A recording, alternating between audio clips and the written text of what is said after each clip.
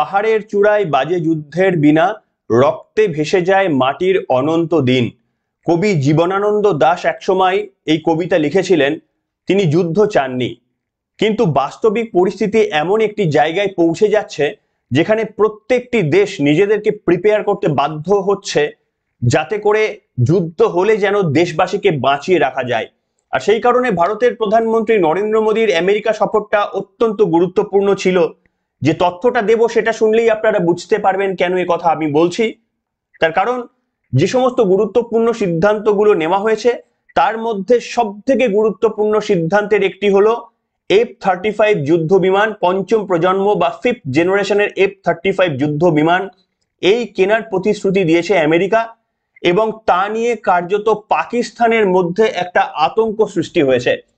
ইতিমধ্যেই পাকিস্তানের মন্ত্রণালয় তারা বলতে শুরু করে দিয়েছে যে এইভাবে একতরফাভাবে আমেরিকার ভারতকে সাহায্য করা, সেটা এই উপমহাদেশে শান্তি শৃঙ্খলা বিঘ্নিত হতে পারে, একটা অস্থিরতা তৈরি হতে পারে।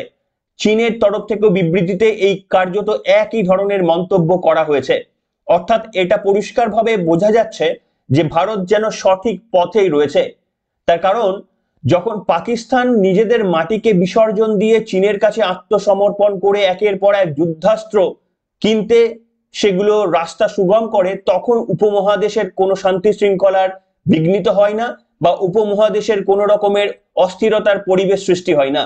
আর ভারত যখনই পঞ্চম প্রজন্মের যুদ্ধ বিমান সহ একাধিক সমরাস্ত্রের যখন চুক্তিবদ্ধ হয়ে গিয়েছে, আপনারা জানেন তার মধ্যে অন্যতম হলো ইনফ্যান্ট্রি কমব্যাট ভেহিকল স্ট্রাইকার।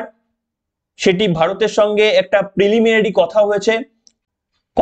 এছাড়াও ট্যাঙ্ক ধ্বংসকারী জ্যাভলিন এবং তাছাড়াও জাহাজ ধ্বংসকারী হারপুন, এই ধরনের বিভিন্ন অত্যাধুনিক সমরাস্ত্র যেগুলো যুদ্ধক্ষেত্রে প্রুফড, যুদ্ধক্ষেত্রে যেগুলো অত্যন্ত দক্ষতার সঙ্গে সফলতা দেখিয়েছিল, সেই সফলতা দেখার পরই এই মুহূর্তে পাকিস্তানের হাঁটু কাঁপতে শুরু করে দিয়েছে। আর সেই কারণেই তারা বলছে যে ভারতের সঙ্গে একতরফাভাবে আমেরিকার এই সাহায্য সেটা উপমহাদেশের শান্তি শৃঙ্খলা বিঘ্নিত করতে পারে। আর আমরা ভারতবাসীরা এই পাকিস্তান যত চিৎকার করবে, পাকিস্তান যত বলবে তারা উদ্বিগ্ন, তারা ভয় পাচ্ছে, ততই যেন নিশ্চিন্তি আমরা হতে পারি, কি তাই না? আর আজকে এই তথ্যগুলো আপনাদের সামনে তুলে ধরবো। নমস্কার, welcome to simple as ABC. আপনাদের সকলকে স্বাগত জানিয়ে শুরু করছি অত্যন্ত গুরুত্বপূর্ণ একটি পর্ব। দেখুন, আপনারা জানেন যে ভারতের হাতে এই মুহূর্তে সব থেকে উন্নত প্রযুক্তির যে যুদ্ধ বিমান রয়েছে, পঞ্চম প্রজন্মের কোনো যুদ্ধ বিমান ভারতের হাতে নেই।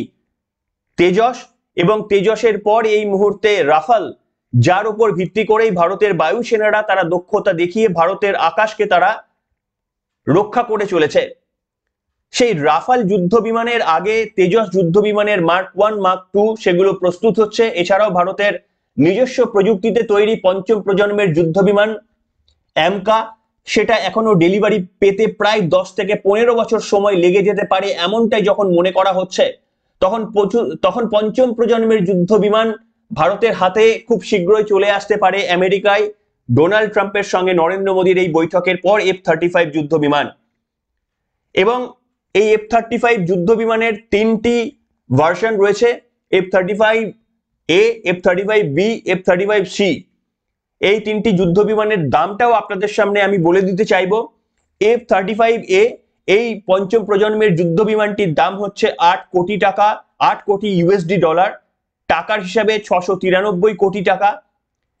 F-35B এই ভার্সনটার দাম হচ্ছে 11 কোটি ইউএস ডলার, ভারতীয় মুদ্রায় যার দাম দাঁড়াবে 997 কোটি টাকা।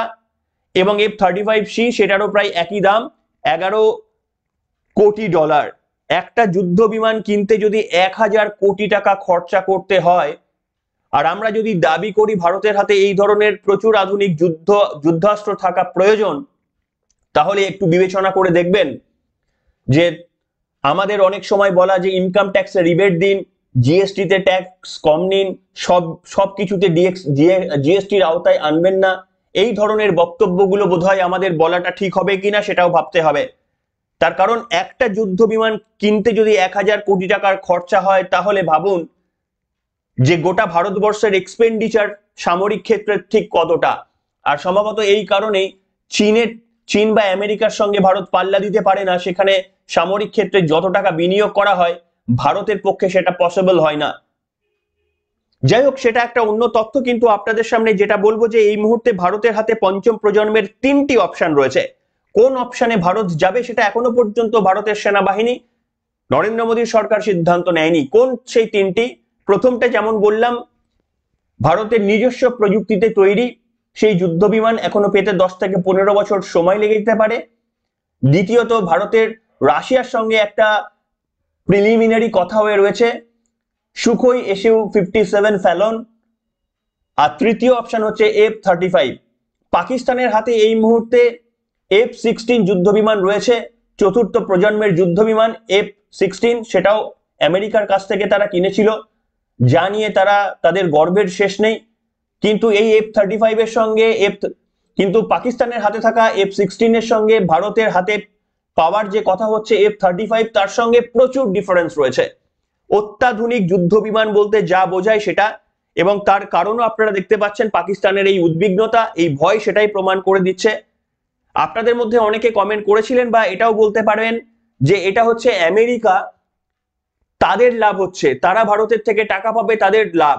নিশ্চিতভাবে তাদের এটা লাভ, কিন্তু এটা মাথায় রাখবেন যে আমেরিকা চাইলেই কিন্তু এই যুদ্ধাস্ত্র যে কোনো কাউকে দেবে না। ঠিক যেমন ভারতের হাতে তৈরি, ভারতের মাটিতে তৈরি ক্ষেপণাস্ত্র ভারত যে কোনো কাউকে বিক্রি করে না। আমি আপনাদের সামনে তথ্য দিয়েছিলাম, আজারবাইজান তারা চেষ্টা করেছিল ভারতের পিনাকা ক্ষেপণাস্ত্র কিংবা ব্রহ্মস ক্ষেপণাস্ত্র সেগুলো যেন তারা পেতে পারে। তারা ঘুর পথে ভারতের মিত্র দেশের সাহায্য নিয়ে সেই রিকোয়েস্ট ভারতের কাছে এনেছিল, কিন্তু ভারত পত্রপাঠ খারিজ করে দিয়েছিল যে না, ব্যবসা পরে, আমাদের সঙ্গে যাদের মতের মিল হয় সেই সমস্ত দেশকেই আমরা আমাদের যুদ্ধাস্ত্র ট্রান্সফার করব। ঠিক তেমনি তাই আপনারা বলতে পারেন আমেরিকার লাভ, কিন্তু আমেরিকা সমস্ত দেশকে এই ধরনের যুদ্ধ সামগ্রী বিক্রি করবে না। ইরানকে কোনোদিনই আমেরিকা যুদ্ধ সামগ্রী বিক্রি করবে না, তুরস্ককে করবে না, পাকিস্তানকে এই মুহূর্তে করবে না। তাই এই খবর পাওয়ার পরই কিন্তু পাকিস্তান বা চীন তাদের একেবারেই একটা টনক নড়ে গিয়েছে। চীন নয় সামলে নেবে ঠিক আছে, কিন্তু পাকিস্তান এমনিতেই ভারতের থেকে দুর্বল সামরিকভাবে, অর্থনৈতিক দিক থেকে, তারা কিন্তু তাদের হাঁটু কাঁপতে শুরু করে দিয়েছে এই খবরের পর থেকেই। আপনারা জানেন ভারতের কাছে এই যে 3টি অপশনের মধ্যে ভারত কোন অপশনটা বেছে নেবে সেটা এখনো পর্যন্ত ভারতের সেনাবাহিনীরা ঠিক করেনি। কিছু তথ্য আপনাদের সামনে দেব যে ভারতের এখনো পর্যন্ত আকাশ সীমায় যে সমস্ত এয়ারক্রাফট গুলো ব্যবহার হয়ে এসেছে তার ম্যাক্সিমামই কিন্তু রাশিয়া ডিপেন্ডেন্ট। যেমন আপনাদের মনে রয়েছে MiG-21, ভারতের হাতে আসা প্রথম উন্নততর যুদ্ধ বিমান, রাশিয়ার হাত থেকে পাওয়া MiG-21। তারপরে উন্নততর ভার্সন এসেছিল MiG-27, MiG-29। এই যুদ্ধ বিমানগুলো দিয়েই এতদিন পর্যন্ত ভারত তাদের আকাশ সীমাকে সুরক্ষিত রেখেছে। হাতে কিছু তেজস যুদ্ধ বিমানও ভারতের হাতে ছিল, এবং তারপরে ভারতের হাতে এসেছিল সুখোই 30। এই সমস্ত যুদ্ধ সামগ্রী দিয়েই ভারতের আকাশ সীমাকে ভারতের সেনাবাহিনীরা সুরক্ষিত করে রেখেছে। পঞ্চম প্রজন্মের যুদ্ধ বিমান আমেরিকার হাতে রয়েছে, রাশিয়ার হাতে রয়েছে, চায়নার হাতে রয়েছে, এছাড়া অন্য কোনো দেশের হাতে নেই। আর ভারত সেই দিকেই আরো এক পা এগিয়ে গেল। ভারতের হাতে 3টি অপশনের মধ্যে ভারতের নিজস্ব প্রযুক্তিতে তৈরি, সেটা যেহেতু সময় লেগে যাবে, তাই এই দুটির মধ্যে যে কোনো একটি বা দুটি চয়েস করতে পারে ভারত। একটা হচ্ছে আপনাদের বললাম Su-57 ফ্যালন রাশিয়া থেকে আমদানি করতে পারে, আর F-35 আমেরিকা থেকে ভারত আমদানি করতে পারে। কিন্তু পাল্লা কিছুটা ভারী হয়ে গেল F-35 এর। যদিও অনেক সামরিক বিশেষজ্ঞরা বলছেন ভারতের যারা সেনাবাহিনীরা রয়েছেন তারা রুশ বিমান সেগুলো চালাতেই বেশি দক্ষ। দীর্ঘদিন ধরে ভারতের একটা বিরাট এক্সপিরিয়েন্স রয়ে গিয়েছে, MiG-21 থেকে সেই যাত্রা শুরু। কাজে অনেকেই বলছেন যে এই ধরনের যুদ্ধ বিমান ভারত যদি ব্যবহার করে, রাশিয়ার কাছ থেকে যদি Su-57 ফ্যালন ইউজ করে, তাহলে ভারতের সেনাবাহিনীর জন্য বেটার। অনেকেই বলছেন যে না, এই মুহূর্তে সব থেকে উন্নততর Su-57 কেউ টক্কর দিতে পারে বা Su-57 এর থেকেও বেশি ভালো হতে পারে, সেটা হচ্ছে F-35। তাই ভারত এখনো সিদ্ধান্ত নেয়নি, সব দিক বিবেচনা করে ভারত সিদ্ধান্ত নেবে। আপনারা জানেন চীন পঞ্চম প্রজন্ম ছাড়িয়ে তারা ষষ্ঠ প্রজন্মের যুদ্ধ বিমান মাঝ আকাশে তুলে কার্যত চমকে দিয়েছিল। আমেরিকার হাতে এখনো পর্যন্ত ষষ্ঠ প্রজন্মের কোনো যুদ্ধ বিমান নেই, তারা প্রস্তুত করছে। কিন্তু চীনের তৈরি যুদ্ধ বিমান যদিও সকলকে চমকেছিল, কিন্তু সকলেই জানে যে চীনের যে কোনো যুদ্ধ বিমান, চীনের যে কোনো প্রোডাক্টের উপর কতটা ভরসা রাখা যায়। একটা ছোট্ট উদাহরণ আপনাদের সামনে দেব। বছর দুয়েক আগে ভারতের মাটি থেকে হঠাৎ করেই একটা ব্রহ্মস ক্ষেপণাস্ত্র ভুলবশত সেটা উৎক্ষেপণ হয়ে যায় এবং সেটা পাকিস্তানের মাটিতে আছড়ে পড়ে। এই ঘটনাটা অনেক শিক্ষা দিয়ে গিয়েছিল। আপনারা এই ঘটনাটা শুনেছেন হয়তো অনেকেই, যে হঠাৎ করে ভারতের মাটি থেকে একটা ব্রহ্মস ক্ষেপণাস্ত্র সেটা নিক্ষিপ্ত হয়ে যায়। ভারতের সেনাবাহিনীর সেটা চায়নি, হঠাৎ করেই একটা টেস্ট করার সময় সেটা গিয়ে পাকিস্তানের মাটিতে পড়ে। পাকিস্তান সে সময় কড়া সমালোচনা করে বলেছিল এটা ছেড়ে দিলাম, দ্বিতীয়বার হলে কিন্তু এই ধরনের ঘটনা আমরা দেখে নেব, এই ধরনের বলেছিলেন। কিন্তু আদতে ভারত একটা প্রমাণ পেয়ে গিয়েছিল। আমি জানি না সেটা হতেও পারে ভারত হয়তো ইচ্ছাকৃতভাবে সেটা করেছে। কি পারপাস জানেন? তার কারণ পাকিস্তান নাকি চীনের কাছ থেকে অনেক এয়ার ডিফেন্স মেকানিজমের অনেক যুদ্ধাস্ত্র কিনেছে, যেগুলো স্টেলথ যুদ্ধাস্ত্র ছাড়া অন্য যে কোনো যুদ্ধাস্ত্র নাকি তারা ধরে ফেলবে এবং আইডেন্টিফাই করে সেগুলোকে ধ্বংস করে দেবে।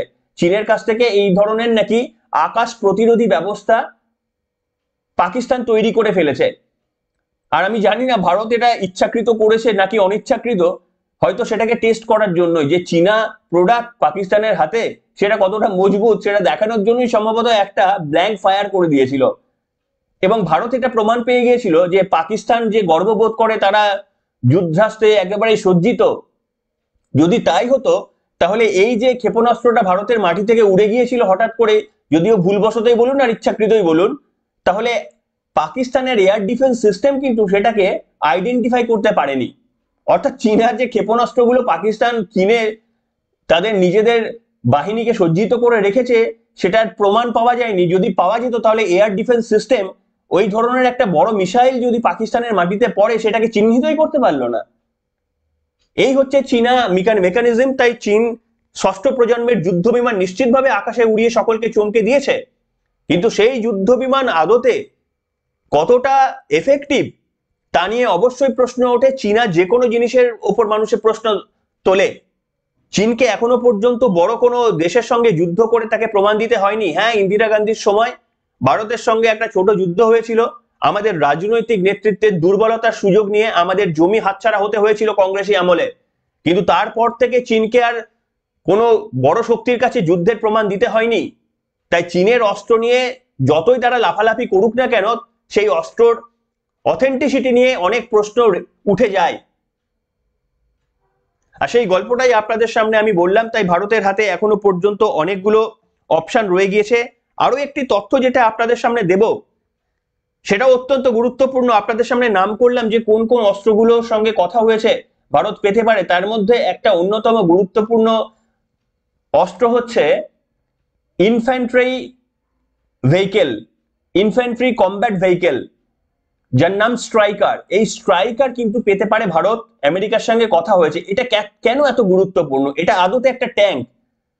ভারতের মাটিতে এই ধরনের অজস্র ট্যাঙ্ক রয়েছে যেগুলো ডিআরডিও তৈরি করেছে, কিন্তু এই ইনফ্যান্ট্রি এই স্ট্রাইকারটার জন্য ভারত কেন এতটা মানে মুখিয়ে রয়েছে? তার কারণ হচ্ছে 2020 সালে গালওয়ান উপত্যকায় চীনের সঙ্গে যে যুদ্ধ আমাদের বেঁধে গিয়েছিল আপনারা সকলেই জানেন, সেটা অস্ত্রের কোনো যুদ্ধ ছিল না।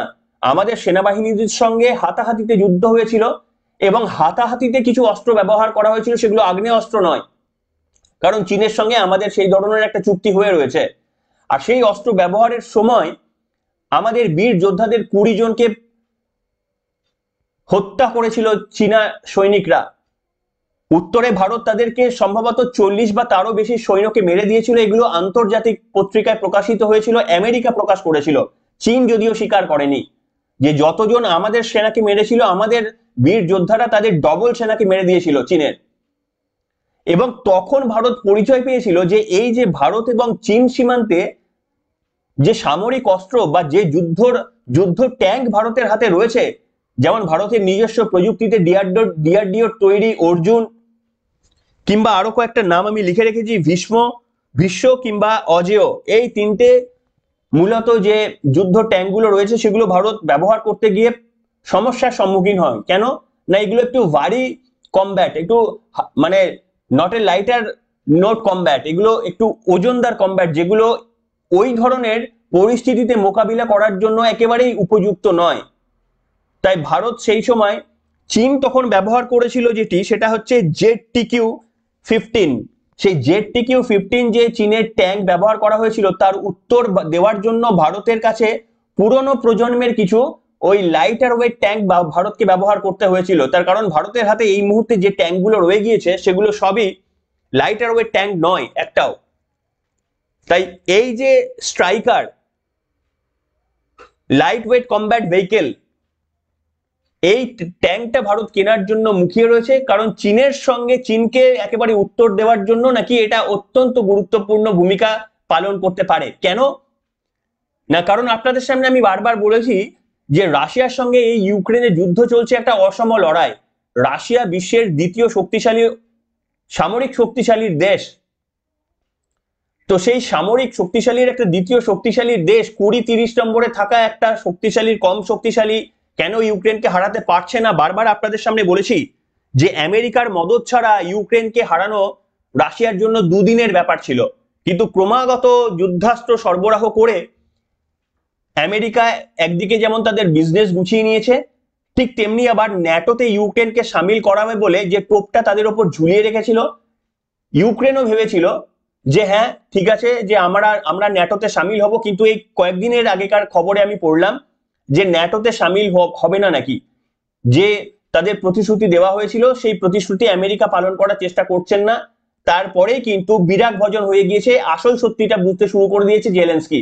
একজন কমেডিয়ান ছিলেন, তাকে জোর করে, ঠিক যেমন বাংলাদেশের পরিণতি হয়েছিল, তাকে জোর করে তাদের শাসন ব্যবস্থা নিয়ে এসেছিল এই আমেরিকার ডিপ স্টেট। এবং এই যে যুদ্ধ হয়েছিল, এই যুদ্ধের সময় ইউক্রেন এই striker light weight combat tank সেগুলো ব্যবহার করেছিল কিন্তু রাশিয়ার বিরুদ্ধে। আর সেই কারণে রাশিয়াকে একটা বিরাট বেগ পেতে হয়েছিল ইউক্রেনের। তারা যতটা সাফল্য লাভ করবে বলে আশা করেছিল সেটা করতে পারেনি।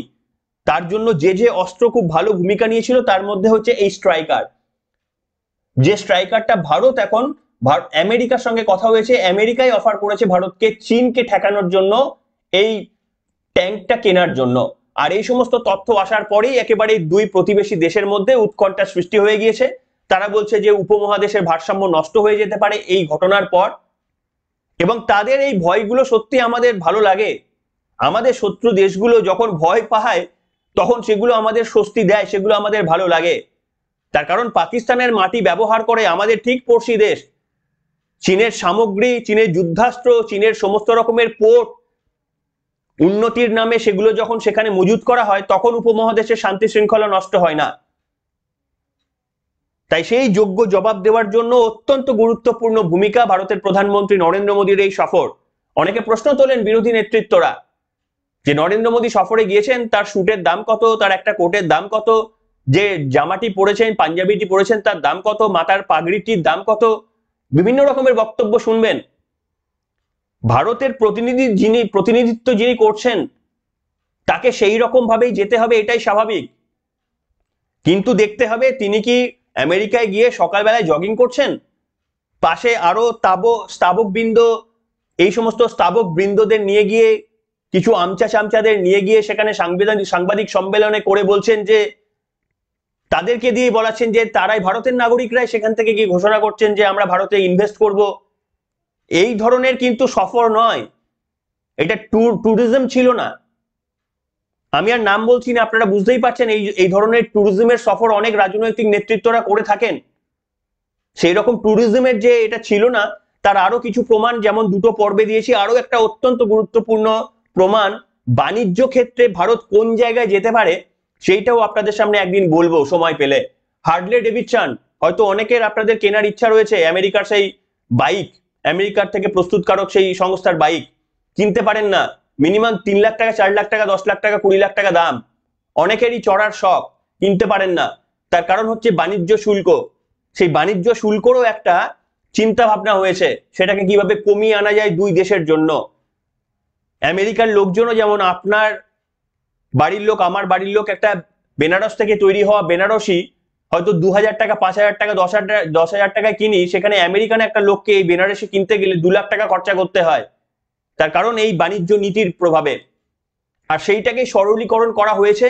যদি ফাইনালি এগ্রিমেন্ট হয় তাহলে খুব সস্তায় আমেরিকার জিনিসপত্র আমরা কিনতে পারবো, আমাদের জিনিসপত্র সস্তায় আমেরিকানরা কিনতে পারবেন। এর পজিটিভ সাইডও আছে, নেগেটিভ সাইডও আছে, সেটা অন্যদিন বিশ্লেষণ করব, আজকে আর আপনাদের সামনে বিশ্লেষণ করব না, সময় নেব না। কিন্তু আপনারা কি বলেন যে এই নরেন্দ্র মোদীর এই সফর থেকে যা যা আমরা পেলাম, পাকিস্তান এবং চীনের যে এই ভয়, চীনের ভয় পাবার কারণেই তারা যথেষ্টই আমাদের থেকে শক্তিশালী, কিন্তু পাকিস্তান তারা তো আমাদের নিচে রয়েছে, তাদের এই ভয় অ্যাকচুয়ালি আমাদেরকে অনেকটা আশ্বস্ত করছে। আপনাদেরও কি তাই মনে হচ্ছে? নরেন্দ্র মোদীর এই সফর ভারতের জন্য কতটা গুরুত্বপূর্ণ বলে আপনারা মনে করেন? আপনাদের মন্তব্য লিখে জানাতে পারেন আজকের এই পর্বে। এখনকার মতো এখানেই শেষ করলাম।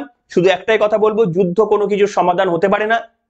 যে বক্তব্য দিয়ে শুরু করলাম সেই বক্তব্য দিয়ে শেষ করছি, যুদ্ধ কোনো কিছুর সমাধান নয়, কিন্তু পড়শি দেশগুলো তারা যদি কোন রকমের অরাজকতা সৃষ্টি করে তাহলে তাদেরকে উত্তর দেওয়ার জন্য সেই প্রস্তুতিও আমাদের নিয়ে রাখা প্রয়োজন।